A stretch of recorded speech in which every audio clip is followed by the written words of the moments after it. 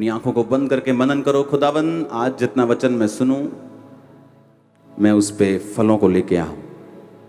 आधी स्क्रीन के ऊपर क्रॉस को दिखाया जाए प्रभु यीशु मसीह के सामर्थी नाम में।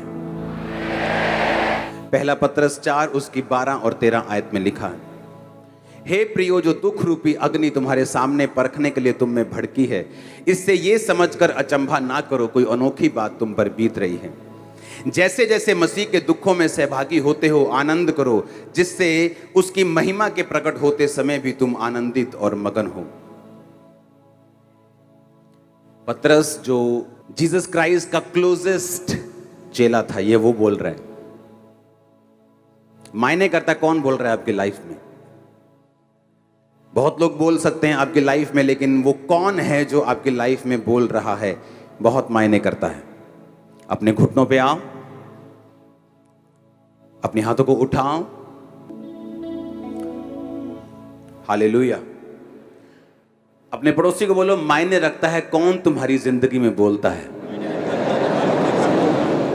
तो जिस वचन को तुम सुन रहे हो, उसे परमेश्वर के सबसे क्लोजेस्ट और सबसे सामर्थी चेले ने लिखा है। आमीन। क्योंकि मायने रखता है आपकी लाइफ में कौन बात कर रहा है, और उस समय पहचानना कि जो ये बात कर रहा है ये कहां से कर रहा है, किस किंगडम से कर रहा है। शैतान के किंगडम से कर रहा है कि परमेश्वर के किंगडम से बात कर रहा है। 2004 में जब बपतिस्मा लेकर मैं पानी के बाहर आया और हम बैठकर प्रार्थना कर रहे थे, तो थोड़े से लोग थे, 15-20, और बैठकर हम प्रार्थना कर रहे थे। और वहां पर एक बहन थी, वो आज भी मेरे कांटेक्ट में है। उसने कहा कि परमेश्वर का आत्मा मुझे बता रहा है कि यहाँ एक परमेश्वर का बहुत बड़ा दास बैठा, खुदा उसे बहुत इस्तेमाल करेगा। और सुनो, मुझे 1% भी मालूम नहीं था। मैंने कहा ये मैं तो हूं ही नहीं, किसी के लिए हो सकता है। कोई इंटेंशन नहीं थी इस्तेमाल होने की, जस्ट हीलिंग के लिए मैं बैप्टिज्म ले रहा था, हीलिंग के लिए फास्टिंग कर रहा था, हीलिंग के लिए प्रेयर कर रहा था, रोजे रख रहा था। लेकिन वो बात किस किंगडम से निकली थी? वो जीसस के किंगडम से आई थी। जीसस क्राइस्ट एक दिन जा रहे थे और एक चेले ने कहा, परमेश्वर ऐसा कभी ना हो कि तू क्रूस उठाए। जीसस ने कहा, ओ शैतान, मेरे सामने से दूर हो जा। क्योंकि वो बात उस समय परमेश्वर के राज्य से नहीं, शैतान के किंगडम से, शैतान के राज्य से आई थी। आपके आसपास के लोग अगर आपको पहचानना नहीं आता, तो कई बार वो ऐसी बातें, ऐसी शैतानी राज्य की बातें आपकी लाइफ पर बो देते हैं और बोल देते हैं, जिसका असर आपकी लाइफ में होता है अगर आप अज्ञान हैं, अगर आपको परमेश्वर के वचनों की समझ नहीं है। ओह, यू आर सो यंग, तुझे तो पढ़ना चाहिए अभी, तेरे तो लाइफ कैरियर बनाने की है, प्रार्थना तो फिर भी कर लेंगे, बुढ़ापे में कर लेंगे। ये शैतान का राज्य बोल रहा है।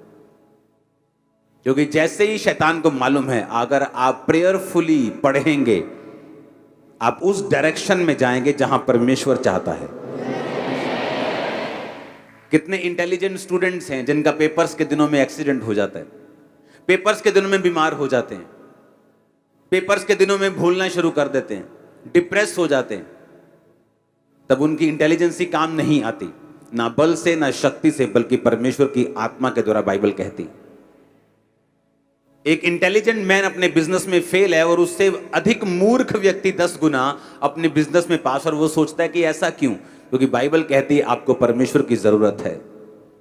उसके बिना आई गई हर आशीष टेम्परेरी हो सकती है, थोड़े दिनों की हो सकती है, साथ बहुत सारी श्रापों को लेके आई हुई हो सकती है।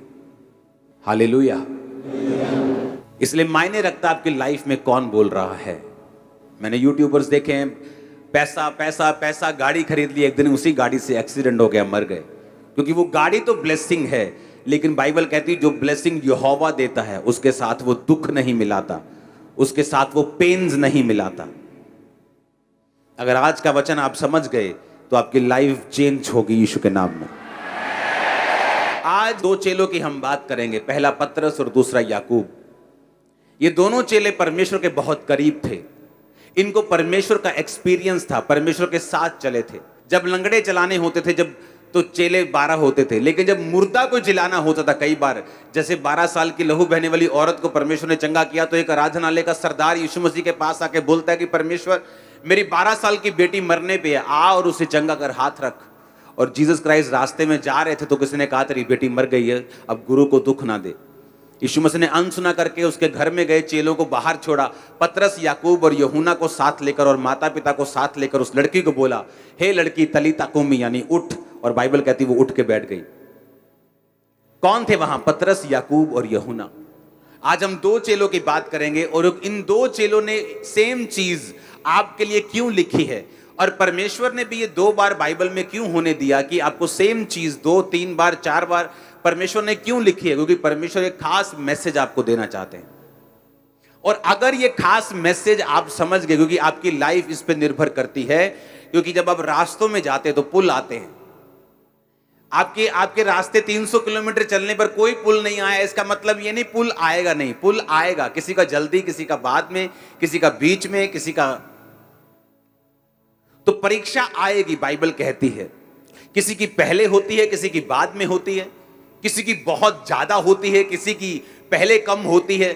ये डिपेंड करता है, ये मायने ये तब रखता है कि परमेश्वर की प्लानिंग क्या है आपकी लाइफ में, वो कैसे चाहता है आपकी लाइफ में काम करना। ये इस चीज पर निर्भर करता है कि आपकी परीक्षा पहले होगी, बाद में होगी, कितनी होगी, कब होगी, कैसे होगी, ये कोई निर्धारित नहीं कर सकता परमेश्वर के अलावा।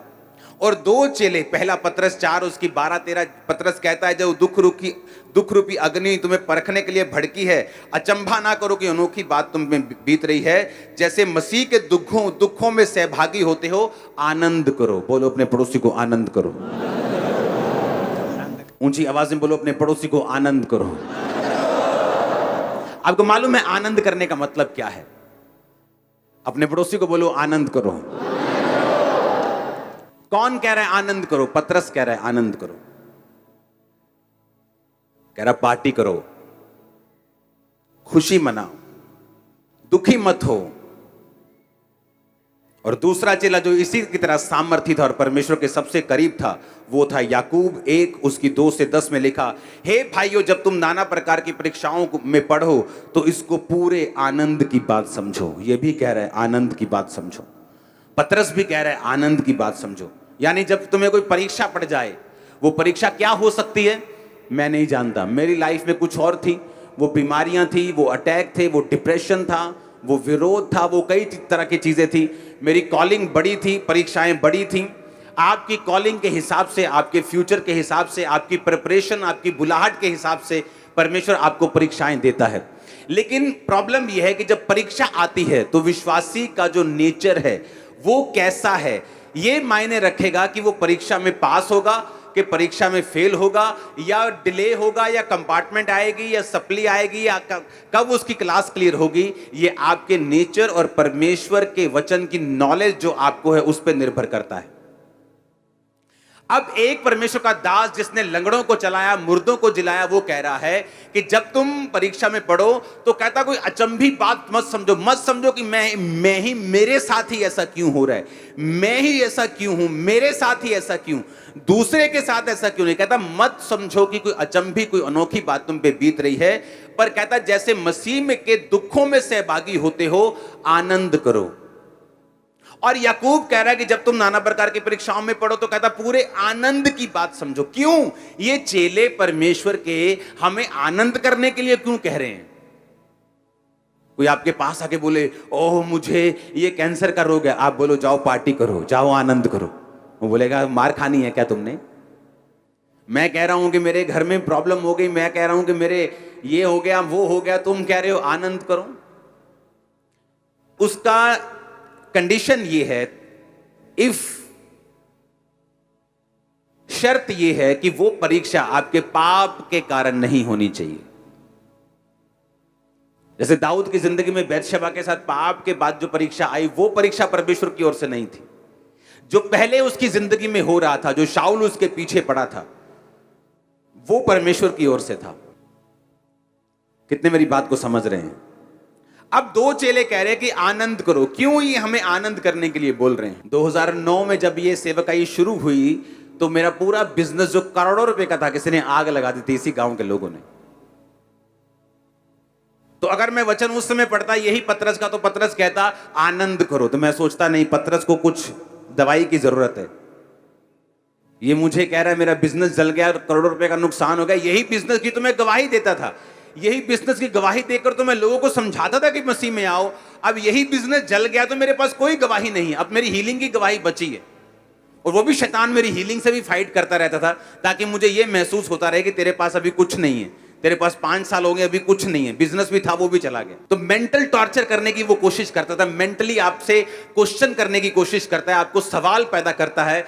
यीशु मसीह की जो प्रेजेंस है, उसकी जो ग्लोरी है, उसकी जो होंद पंजाबी च कहते, उसके ऊपर वो सवाल पैदा करता है कि वो है कि नहीं। क्योंकि तुम्हारे पास बिजनेस था वो जल गया, अब सेहत है और वो उसके साथ भी मैं फाइट कर रहा हूं, तुझे मैं हीलिंग लेने नहीं दूंगा। तो ऐसा लगता है कि क्या सचमुच परमेश्वर है भी या नहीं। लेकिन जब पतरस को पढ़ा तो उसने कहा आनंद समझो। जब याकूब को पढ़ा जो परमेश्वर के करीब था, वो भी कह रहा कि जब तुम नाना प्रकार की परीक्षाओं में पढ़ो तो पूरे आनंद की बात समझो। क्यों? मैं आपको बताता हूं क्यों। मेरी लाइफ में बहुत सी परीक्षाओं को मैंने देखा है। अब जो आजकल थोड़ा बहुत विरोध होता है, ये कोई परीक्षा नहीं है, ये तो मतलब ऐसे ऐसे वाला है, ये कोई परीक्षा नहीं है। हालेलुया। ये तो शैतान जैस दुखी है बेचारा। सुनो, परीक्षा किसे बोलते मैं आपको बताता हूं। ये परीक्षा परीक्षा नहीं है, सुनो, ये तो एंजॉय करो, मजे लिया करो। तो परीक्षा किसे? 2005 में मेरी लाइफ की बिगेस्ट परीक्षा थी। 2005 में मैं अपनी लाइफ के मोस्ट डिप्रेस्ड पार्ट से होकर गुजर रहा था।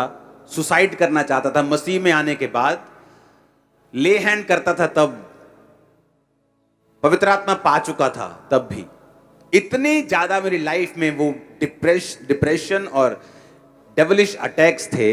लेकिन शैतान मेरे अंदर नहीं था। खेल खूल वाला काम परमेश्वर में आने के बाद एक विश्वासी नहीं करता। अगर वो सच्चा विश्वासी है, अगर वो परमेश्वर की पावर को समझता है, अधिकारों को समझता है कि शैतान मेरी जूती के नीचे है, मैं शैतान में खेलूंगा नहीं, तो वो खेल बंद हो जाती है उस दिन, जिस दिन इंसान समझ जाता है। प्रेयर करने की भी जरूरत नहीं, करवाने की भी जरूरत नहीं कि दुष्ट आत्मा मेरे से निकाल दो। अगर तुम क्रिश्चियन हो, शैतान को बोलो ये शरीर यीशु का है, तेरा नहीं, चल भाग यहां से यीशु के नाम में। That's it. वो खेल आनी बंद हो जाएगी। जब सिर घुमाने के लिए शैतान बोले तो उसे स्टॉप करो, उसे बोलो ये शरीर तेरा नहीं, यीशु मसीह का है, ये हिलेगा नहीं, ये खुदा के काम करेगा। आप बोलते नहीं, जब बोलते नहीं तो शैतान काम करता है। परमेश्वर का रूह कह रहा है अपने दोनों दासों के जरिए से कि जब परीक्षाओं में पढ़ो तो इसे बिल्कुल आनंद की बात समझो, इसे प्योर आनंद समझो, प्योर दिल के साथ खुशी मनाओ जब तुम परीक्षाओं में पढ़ो। इसका रीजन है, आपकी लाइफ में एक समय आएगा, आप अगर परीक्षा में हैं, थे या होंगे, ये वचन सबके लिए एक है। आपकी लाइफ में एक टाइम आएगा, आप पवित्र आत्मा से भरे हुए होंगे, आप वचन को जानते होंगे, लेकिन शैतान फिर भी क्वेश्चंस आपके सामने रेज करेगा, सवाल पैदा करेगा। ये क्यों? अगर वो है तो ये क्यों है? अगर वो है तो ऐसा क्यों नहीं है? और इतने सारे क्वेश्चंस आपके साथ होंगे और आपको लगेगा कि आप कुछ नहीं कर सकते इन क्वेश्चंस के खिलाफ। तब वो परीक्षा जो आपकी हुई थी और उससे निकलने की फीलिंग्स और एक्सपीरियंस जो आपको हुआ था, आपको मसीह में सदा के लिए स्टैंड रखेगा यीशु के नाम में। मैं आपको सच कह रहा हूं, मैं अपनी लाइफ में खड़ा हूं, उसका एक मेजर कारण यह है कि 2005 की वो परीक्षा जिससे मैं सबसे अधिक तंग हुआ, और पार्ट्स में मैं उस परीक्षा से निकला हूं, पार्ट्स में कुछ कुछ करके 8 साल 9 साल 10 साल। लेकिन जब शैतान ने मेरी लाइफ में क्वेश्चंस रेज किए, बाइबल जानते हुए, पवित्र आत्मा से भरे हुए, सामर्थ पाए हुए भी, वो एक्सपीरियंस जो मेरा परीक्षा से निकलने के बाद जो मैंने प्रभु से लिया था, परमेश्वर ना इनकाउंटर हुआ मेरा आमना सामना, क्योंकि वो परीक्षा से निकलना आसान नहीं था। वो एक्सपीरियंस आज भी जब मैं याद करता हूं, वो परमेश्वर मुझे खड़ा रखता है, क्योंकि वो साबित करता है यीशु मसीह जीवित परमेश्वर।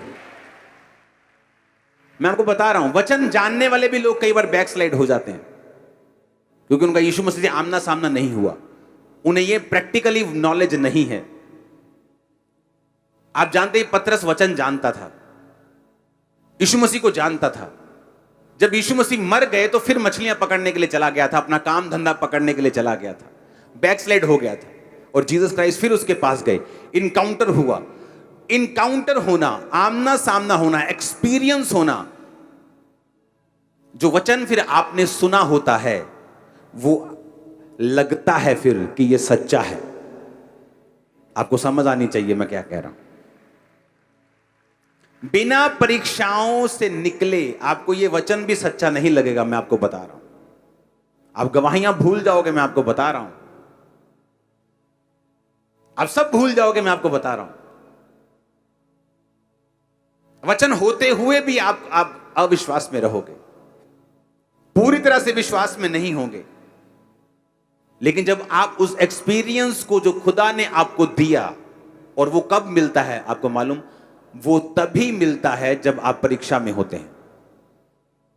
इसीलिए पतरस और याकूब को मालूम था कि जब परीक्षा में विश्वासी पड़ेंगे तो आनंद बनाना, क्योंकि उसी के कारण तुम फ्यूचर में खड़े रहोगे और बने रहोगे, स्ट्रांग रहोगे, बड़े काम करोगे यीशु में। आप समझ रहे मेरी बात के नहीं? वो एक्सपीरियंस आपको लाखों रुपया, वो एक्सपीरियंस कोई जन, कोई फैमिली मेंबर, कोई प्यारा, कोई दुलारा आपको नहीं दे सकता। वो एक्सपीरियंस आपका पैसा, आपकी बुद्धि, आपकी एक्सीलेंस, आपकी पढ़ाई, आपकी प्रॉपर्टी वो नहीं दे सकती। वो एक्सपीरियंस वो लोग नहीं ले सकते जो परीक्षाओं के दिनों में बहक जाते हैं, परमेश्वर से हट जाते हैं, प्रार्थना करनी छोड़ देते हैं, वचन पढ़ना छोड़ देते हैं, चर्च जाना छोड़ देते हैं, क्योंकि वो परीक्षाओं में लगता है कोई अचंभी बात उन पे बीत रही है। अगर परमेश्वर होता तो मेरे साथ ऐसा नहीं होता। और पतरस ने पहले ही कह दिया कि तुम, कहता अचंबा मत करो कि अनोखी बात तुम पे हो रही है, क्योंकि मुझे बड़ा अचंबा होता था कि मैं ही क्यों, ये सारे डिप्रेशन, ये सारी बेवकूफों वाली चीजें ये मेरी लाइफ में क्यों हो रही हैं। तब समझ नहीं आती थी, तब लगता था कि परमेश्वर मुझे निकाल, मुझे कुछ नहीं चाहिए, मुझे निकाल बस इन चीजों से। लेकिन आज समझ आती है कि वो क्यों था, ताकि मैं आज खड़ा रहूं। वो आपको देख रहा था, वो लाखों लोगों को देख रहा था, वो मुझे देख ही नहीं रहा था। उसे मालूम था कि आने वाले समय में क्या होगा। उसे मालूम है आप ब्लेसिंग का कारण हैं, आपके वंश के लिए, आपके जनरेशंस के लिए, लाखों रूहों के लिए, वो लोग जो आपके द्वारा बचाए जाने वाले हैं। बने रहो और खड़े रहो। वो अनोखी बात हो सकती है, वो लंबा एक्सपीरियंस हो सकता है, लेकिन मैं आपको बता रहा हूं उसी के लिए आप फ्यूचर में अपनी गाड़ियों के लिए, अपनी प्रॉपर्टीज के लिए, अपने परिवार, अपने जिंदगी के लिए इतना थैंक्स नहीं करोगे जितना आप उस परीक्षा के लिए करोगे, क्योंकि ये सब कुछ भी नहीं रहे अगर वो परीक्षा का एक्सपीरियंस आपको ना होता और आप परमेश्वर से हट जाते। इसलिए वो विश्वासी बड़े अजीब से मालूम होते हैं जिनकी लाइफ में वो परीक्षाओं से निकले नहीं होते, क्योंकि आज वो कैंसर हीलिंग देखते हैं तो बल्ले बल्ले बल्ले बल्ले, लेकिन कल को जब शैतान सवाल करता है वो घर बैठ जाते हैं, क्योंकि उनको अपना कोई एक्सपीरियंस नहीं है परमेश्वर के साथ। और वो एक्सपीरियंस आता है जब आप परमेश्वर में चलना शुरू करते हैं। वो विरोध हो सकता है, कोई बीमारी हो सकती है, कोई तकलीफ हो सकती है, और जब आप उस एक्सपीरियंस से निकलते हैं, वो फीलिंग और वो एक्सपीरियंस जो आपको होता है वो आपको सदा सारी उम्र परमेश्वर में खड़ा रखता है। एवरी डे आपको खड़ा रखता है परमेश्वर। आज के बाद जब आप परीक्षाओं में जाएं, जब आपकी परीक्षा हो, तो पतरस को भी याद करना और याकूब को भी याद रखना। ये वो दो चेले थे जो परमेश्वर के साथ सबसे अधिक रहे हैं, जिनको परमेश्वर के सबसे अधिक इनकाउंटर हैं, जो सबसे ज्यादा प्रभु से मिले हैं, सबसे ज्यादा परमेश्वर के कामों को उन्होंने देखा है, लंगड़ों को चलते देखा है, अंधों को देखा है, उन्होंने मुर्दों को जलाते हुए देखा है, सबसे क्लोज परमेश्वर के थे। आसमान में परमेश्वर के कपड़ों को चमकते हुए और मूसा और एलिया को परमेश्वर के साथ बातें करते हुए देखा है। ये वो दो चेले कह रहे हैं कि जब तुम पे परीक्षाएं आए तो पूरा आनंद मनाओ, क्योंकि परमेश्वर कुछ ऐसा कर रहा है जो फ्यूचर में तुम्हें चट्टान की तरह स्ट्रांग रखेगा। तुम हट जाओ तो परमेश्वर तुम्हारे पीछे भागने वाला नहीं, उसके पास हमेशा रिप्लेसमेंट है। परमेश्वर के घर की एक निशानी है, जब एक व्यक्ति को घमंड हो जाता है कि मेरे जैसा कोई काम नहीं कर सकता, परमेश्वर उससे बेटर कोई खड़ा करता है। इसीलिए हर एक बंदे को यह मालूम होना चाहिए, इसलिए मुझे मालूम है, आपको भी मालूम होना चाहिए कि उसके पास रिप्लेसमेंट्स पड़ी होती हैं। जब लगता है कि मेरे जैसा ये काम मैं चला जाऊंगा तो देखना क्या होता है, और जब वो व्यक्ति देखता है कि मैं चला गया, मुझसे कोई बेटर उस स्थान पे खड़ा है, क्योंकि परमेश्वर के पास रिप्लेसमेंट्स हैं। आप नहीं करेंगे, कोई और करेगा। दाऊद के बड़े भाई के ऊपर कॉलिंग थी, दाऊद के ऊपर नहीं थी। वो फेल हो गया, छोटे पे आ गई, वो फेल हो गया, छोटे पे आ गई, वो फेल हो गया, छोटे पे, सब फेल हो गए, दाऊद पे आ गई। दाऊद पास था क्योंकि वो परमेश्वर के नाम में, उसकी परीक्षाओं के दिनों में भी परमेश्वर के साथ जुड़ा रहता था। आमीन। मैंने लोगों को देखा है, मैंने आपको स्टोरी बताई, बहुत सारी स्टोरीज है मेरे पास। लोग नहीं समझ पाते परीक्षाओं में उनको क्या करना है, परमेश्वर में आगे जाना है कि पीछे जाना है। एक लड़की की हमेशा शिकायत रहती थी अपने मम्मी से कि तू मुझे कम प्यार करती है, मेरी बहन को ज्यादा करती है। हमेशा उसी की यही शिकायत रहती थी, और उसने आके बोलना कि मेरी मम्मी मुझसे, मैंने कहा तेरी मम्मी का प्यार तुझे नहीं चाहिए, तुझे परमेश्वर के करीब जाना है। खुदाबंद की प्लानिंग तेरी लाइफ में अलग है, तो प्रभु के करीब हो। खुदाबंद कई बार दुनिया से आपको रिजेक्शन देता है ताकि आप परमेश्वर के करीब हो सके। अगर तुम नहीं समझोगी तो फिर शैतान तुम्हें अपनी ओर ले जाएगा। बुलाहट छोड़ दी, भाग के शादी कर ली, सेवा से सदा के लिए दूर, वो लाइफ कभी वापस नहीं आई। मेरी लाइफ में मैं और मेरे भाई ने इकट्ठे बपतिस्मा लिया था, लेकिन मेरा भाई मेरे मम्मी और पापा से ज्यादा अटैच था और मैं कम अटैच था। वो छोटा ही रहा, मतलब वो 25 का था तब भी छोटा ही था, वो 15 का था तब भी छोटा था, तो मैं बड़ा ही था। लेकिन एक कारण था, जब बपतिस्मा लेने के बाद मेरी फैमिली में तगड़ा विरोध शुरू हुआ, तो उस विरोध के प्रेशर में आके मेरा भाई बैकस्लाइड हो गया और मैं आगे चला गया, क्योंकि मैं अटैच नहीं था इतना इमोशनली। अगर होता तो क्या होता आपको मालूम होता। तो कई बार परमेश्वर, आपको मालूम नहीं आपकी लाइफ में जो हो रहा है वो क्यों हो रहा है, उसका आने वाले समय में परमेश्वर उसकी उन चीजों को जाहिर करता है कि ऐसा क्यों हो रहा था। तुम्हें सिर्फ खड़े रहना और बने रहना। मैं खड़ा रहा, बना रहा। आई थिंक 2009 में, आई थिंक, हाँ 2004 में मैंने बैप्टिज्म लिया, तो 2005 से इमेजिन कर लो वो बैकस्लाइड था। 5 निकल गया, 6 निकल गया, 7 निकल गया, 8 निकल गया, 9, 10, फिर वो वापिस आया। उसकी वाइफ ने मुझसे बपतिस्मा लिया, मेरी मदर ने फिर मुझसे बपतिस्मा लिया, मेरे फादर ने फिर मुझसे बपतिस्मा लिया। अब हम अटैच हैं क्योंकि वो समय निकल गया, वो परीक्षा का टाइम निकल गया। अब कोई चक्कर नहीं है ऐसा। अब शायद मैं ज्यादा अटैच हूंगा, लेकिन कारण मैं आपको बता रहा हूं। रीजन ये था कि परमेश्वर का एक प्लान था। तो कहता अचंभी चीजों को मत लो कि कुछ अचंबा तुम्हारे साथ हो रहा है, क्योंकि परमेश्वर कुछ माइक्रो चीजें तुम्हारी लाइफ में कर रहा है। तुम्हारी सोच के ऊपर वो काम कर रहा है, तुम्हारे सराउंडिंग में जो है उनके लिए वो तुम्हारी लाइफ में काम कर रहा है। कई बार आपका दोस्त आपको रिजेक्ट कर देगा, आप बोलोगे यार मैंने क्या किया है, ये मुझसे ज्यादा 10 गुना नीचे, ये मूर्ख व्यक्ति इसका दोस्त है, इसके साथ ये बनती है, मेरे साथ क्यों नहीं बन रही इसकी। परमेश्वर नहीं चाहता, वो आपको अलग रखना चाहता है। पर आप शक कर रहे हो कि मैं अच्छा हूं कि नहीं। You are the best. आमीन।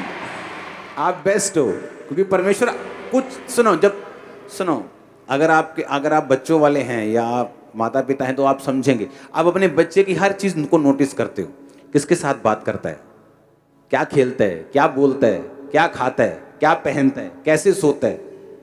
आप हर चीज में निगाह रखना चाहते हो कि आपको नहीं चाहिए कि कुछ गड़बड़ हो जाए। परमेश्वर, आपको लगता है कि परमेश्वर को सिर्फ प्रार्थना बाइबल से मतलब है, बस प्रार्थना करी, बाइबल पढ़ी, चर्च गए, टाइट दिया परमेश्वर को। और परमेश्वर नहीं, परमेश्वर आप सोचते कैसा है, आप जाते कैसा है, गाड़ी क्या, उसको हर चीज से मतलब है।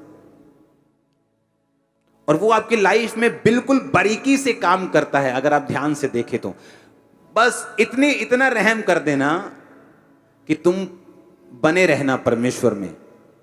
पाप में रह के जो परीक्षाएं आएंगी वो तुम्हें कम करने के लिए होंगी, पवित्रताई में रहकर जो परीक्षाएं आएंगी वो तुम्हें बढ़ाने के लिए होंगी। बस ये एक फर्क तुम अपने आप तय कर लेना, क्योंकि पंगा लिया है शैतान के साथ, जप्फी पाई है तो परीक्षा आई है, कि शैतान को थप्पड़ मारा है तो परीक्षा आई, कि प्रभु के साथ जप्फी डली है तो परीक्षा आई। अगर तो शैतान के साथ जप्फी डली है तो परीक्षा आई है, तो फिर वो घटाने के लिए है। अगर प्रभु के साथ हक किया है तो परीक्षा आई, वो तुम्हें बढ़ाने के लिए है। तो परमेश्वर माइक्रो मैनेजिंग आपकी लाइफ में करता है, छोटी छोटी चीजों पर भी वो काम करता है। आपको फ्रस्ट्रेशन हो सकती है, कई बार आपको खिजाहट आ सकती है, आपको अजीब लग सकता है, लेकिन परमेश्वर आने वाले समय को देख रहा है। मेरा विश्वास है कि अब परीक्षाओं में आप आनंद को मनाएंगे, आप उसमें खड़े रहेंगे, विश्वास के साथ अड़े रहेंगे। आमीन ऊंचा तो ये बरकत आपकी है। परमेश्वर के दास के द्वारा टीचिंग्स को सुनने के लिए, अनाउंसमेंट्स और अपडेट्स को जानने के लिए आप हमारे YouTube चैनल को सब्सक्राइब करें और साथ में बेल आइकन को दबाएं, ताकि जब भी कोई नई अपडेट हो तो आप सबसे पहले जान सकें।